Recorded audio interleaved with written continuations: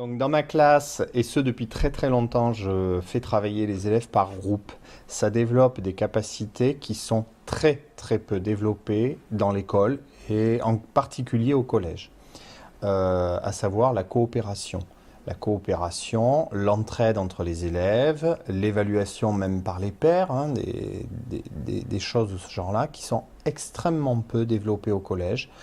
Alors, l'une des raisons invoquées, c'est souvent ça va faire du bruit. C'est pas vrai. Ça engendre forcément un bruit, mais pour ma part, j'appelle ça du bruit pédagogique. Forcément, ils échangent entre eux, donc il y a toujours un petit peu de bruit. Mais dans l'ensemble, c'est parfaitement gérable. C'est quelque chose qui est pour moi très important parce que ça va éviter à l'élève d'être bloqué sur un travail. C'est-à-dire qu'entre eux, bah, si un élève bloque, eh bien, il y en a un autre qui va apporter sa part de connaissance. Donc, l'entraide, elle est très importante. Par ailleurs, le travail de groupe permet très facilement de produire, c'est-à-dire à la fin d'une activité, ils vont être amenés à produire une trace écrite, un paragraphe. Tout seul, j'aurai 25 traces écrites différentes, ce qui n'est pas corrigeable par le prof. C'est pas possible. Il ne peut pas en direct corriger 25 paragraphes. Par contre, là, j'en ai 1, 2, 3, 4, 5, 6, 7 paragraphes différents. C'est complètement gérable. Je peux corriger 7 paragraphes différents en direct, en classe. Les modifier, leur dire faut ajouter ça. Entre eux, ils corrigent, ils modifient jusqu'à me proposer un travail complet. Non, il n'y avait pas d'usine justement. Ça va pas. Qu'est-ce qu'il y avait au départ, au tout départ? Ça, on a du mal à voir sur l'image. Eh bien, vous revoyez. Celle-ci, elle n'est pas bonne. À revoir, la deuxième. C'est pas que des usines. On avait mis la cristallerie, la fouille. Ouais, bah ça c'est bien. Donc au départ, il y a une. Cristallerie, une fonderie. D'accord. Et vous allez. Donc ça, c'est la partie de quelle époque? 18e siècle. Ouais. Et ensuite, qu'est-ce qui se passe? Il y a les usines qui apparaissent. Ouais. Et ça se passe à quelle époque? 19e. Ouais. Bah vous avez tout compris. D'accord. Donc là, je vous valide celle-là. Donc pour moi, la classe inversée, en fait, elle permet de coopérer pour plusieurs raisons, parce qu'en fait, les élèves vont travailler ensemble, vont être obligés de discuter, d'argumenter, de tenir compte de l'avis des autres.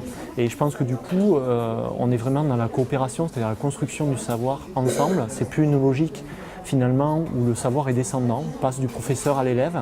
Et là, c'est vraiment les élèves qui vont construire le savoir pour ensuite qu'il soit acquis par le plus grand nombre d'entre eux. Et donc du coup, la classe inversée, pour moi, elle a aussi un enjeu, enfin plusieurs enjeux même, qui sont aussi moraux et civiques, puisqu'en fait, on est là dans l'apprentissage de la vie en société et aussi des valeurs démocratiques, puisque du coup, ils sont obligés de s'écouter, d'argumenter dans le cadre du groupe pour arriver à faire entendre leurs idées. Vous êtes répartis sur différents îlots par ceinture. Donc les ceintures, je n'ai pas besoin de vous rappeler, les différentes ceintures, orange, verte, marron et noir. Orange, je connais ma leçon. Verte, je sais l'appliquer dans des situations plutôt simples. Marron, je suis dans des situations plus complexes. Et noir, je suis capable de réexpliquer ma leçon aux camarades. On vous a mis par îlot où vous allez pouvoir vous entraider. L'entraide, c'est important, donc n'hésitez pas à communiquer entre vous. Je rappelle que le niveau sonore est important aussi, interdit de dépasser. Ne me forcez pas à mettre les feux rouges et feux verts. D'accord, donc on va démarrer. N'hésitez pas, je vais passer entre les îlots, sinon n'hésitez pas à venir vous inscrire au tableau, comme d'habitude, si vous avez besoin d'aide. N'oubliez pas qu'il y a des gens, les ceintures noires, qui ont déjà répondu aux autres questions. Donc, si vous avez besoin, allez leur poser la question également.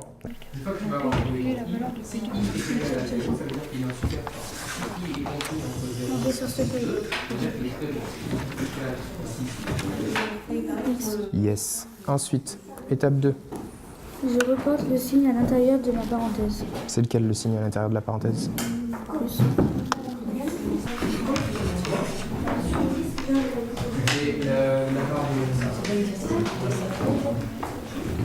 Voilà, je prends une photo.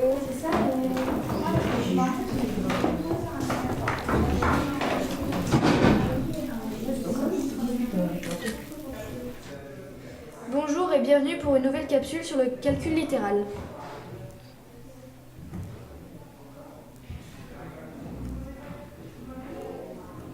pas de son.